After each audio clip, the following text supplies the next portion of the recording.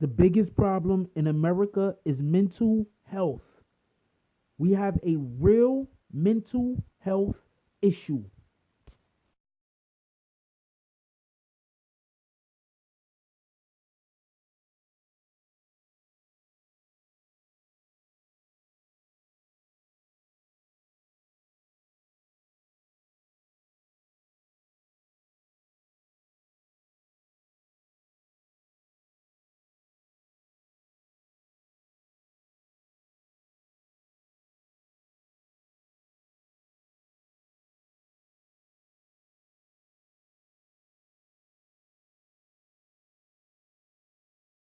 Learning new details about the teenage runaway stabbed to death in a Philadelphia alley and the man now charged with her murder. Authorities say the two met online. And as NBC 10's Brandon Hudson reports, the suspect has had several run-ins with police. We learned this 15-year-old girl was reported missing by her parents and she never made it home. Police say she met her 23-year-old killer online and he stabbed her more than 50 times, then tried to hide the body. It's extremely unfortunate given her age and what happened to her. Philadelphia Police Captain John Ryan talking about the murder of Sabriina McLean, a 15-year-old girl found dead in a West Philly apartment alleyway Tuesday. And she was buried in the leaves and set on fire. Police say McLean met Cole Swaringer-Herring on social media and their first meeting ended with her death. Ryan told NBC 10 Herring stabbed the teen in his apartment. Sources say Herring later confessed to his parents. At this time, police are investigating what led to McLean's death. Thanks to iPhone, we can access the victim's phone and make a determination. McLean, who was from Newcastle County, was reported missing before. This photo of her is one police used during their search 3 years ago. She was later found safe. This isn't Herring's first time in trouble. NBC 10 searched court dockets and found the 23-year-old faced robbery, terroristic threats, simple assault, and reckless endangerment charges in 2012. 4 years later, police arrested him for similar charges. Captain Ryan doesn't believe McLean knew about Herring's criminal past, but he has a message for young people about this cautionary tale. All the young people that want to go run the streets with strangers and stuff through social media, so it's a very dangerous world out there. You don't know who you're going to meet. Brandon Hudson, NBC 10 News.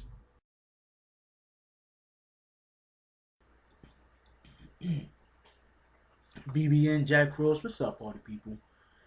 Um, it's just tragedy after tragedy nowadays. We just happen to live in a society where you have a lot of mental illness. It's just a lot of mental illness.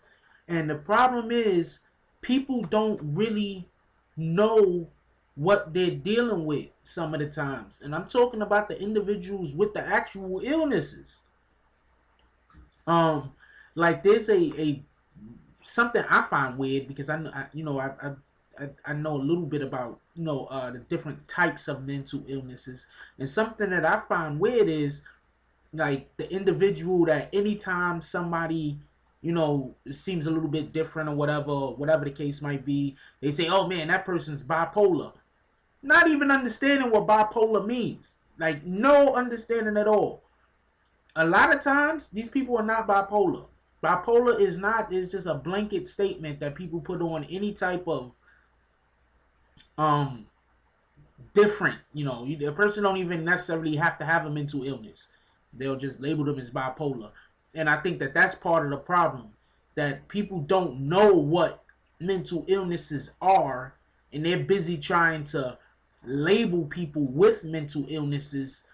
You have no training, you didn't go anywhere, you have no nothing. You're just a regular individual out here on the street, and you're trying to tell people whether somebody's a schizophrenic, or whether somebody's bipolar, or whether somebody has sociopath or psychopath, or you don't know. What the only help you can give an individual is actual help by sending them somewhere. Anything else other than that is the opposite of help. You see somebody needs help, you don't send them somewhere or try to help them get help. That's the opposite of help. You see that somebody needs help, you start labeling them, most likely labeling them the wrong thing, that's the opposite of help. The opposite. You understand?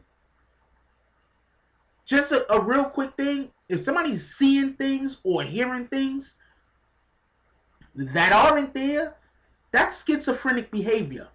That's not bipolar. I've heard people call that bipolar. It's not. Schizophrenic behavior can be dangerous. Now, can bipolar behavior be dangerous? Yeah, but schizophrenic behavior can be dangerous.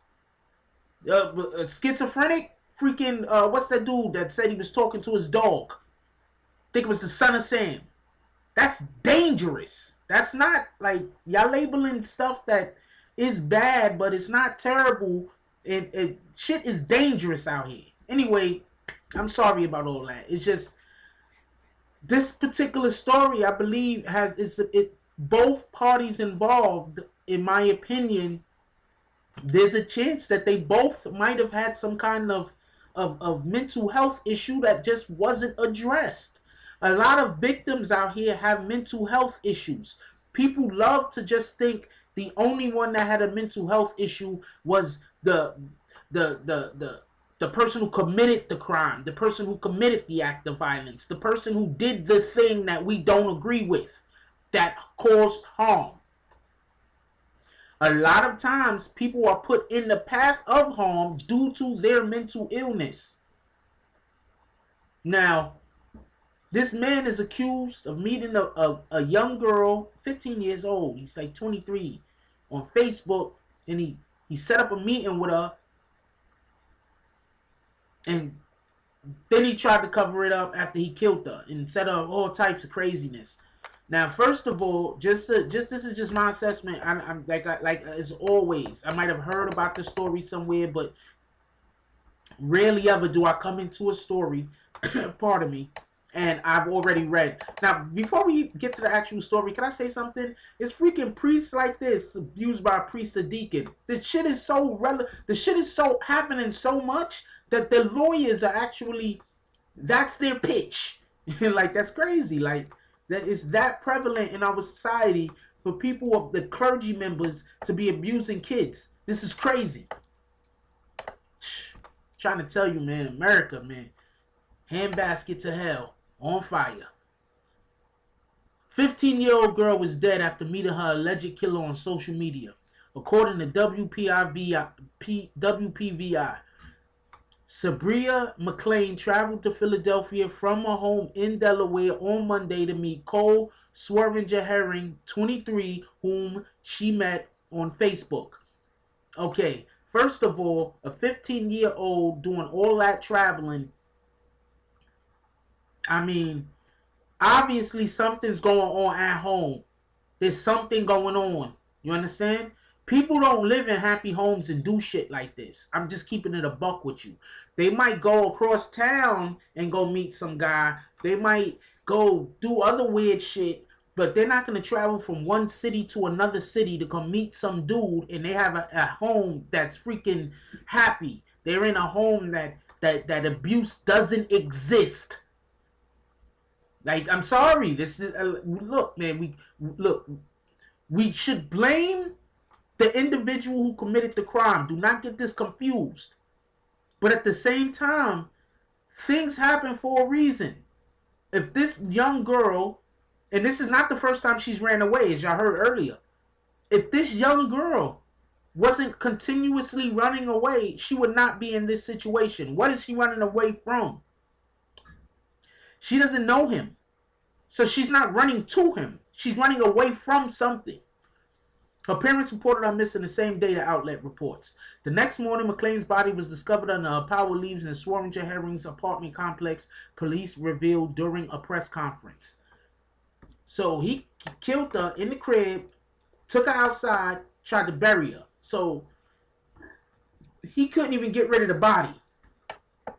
This wasn't a plan. He didn't plan on killing her. Something happened. This wasn't a plan. Like, you understand? He did not plan this. He didn't, oh man, I can't wait for her to get to my house and then this could happen. She came over, whatever happened between them, and then that happened. I don't know what to say. It's a tragedy. Investigators say McClain was stabbed more than 80 times before being set on fire. Sources told WPVI that Swaringer-Herring's parents were both out at the time, and when they returned home, he allegedly told them what he had done. They reportedly alerted police the next morning. Swaringer-Herring, 23, is now charged with murder, arson, abuse of a corpse, and related offenses. He is currently being held without bail on preliminary hearing for December 20th. This man should not ever be let back into free society. I know I say that a lot because those some of the reports that I do, stuff I report on, it be about people that shouldn't be out in free society. This man should not be out in free society. Multiple different reasons. Multiple different reasons. With that being said, that's not her 15-year-old picture. That's just a picture that they used the last time she ran away, where she was probably like 12 or 13. Who knows? But as much as this man right there, that man right there, as much as he is to blame, so is the people that live in her household. What's going on there? What's happening? Why does this 15-year-old girl feel so sexualized that she is comfortable with going to a whole entire other state or city, pardon me, to go deal with a grown man? Why does she feel so sexualized to do that? What's going on? What's happening? Anyway, let me know what y'all guys think about this. Like, comment, subscribe, join the notification gang, # Bronx Bonus. Yo, we gotta keep each other safe, yo. Please, hug your kids today. Hug them. Tell them how much you love them. Let them feel like they could come to you and talk to you about stuff. Don't push them away. That's all I got on this one. I'm out.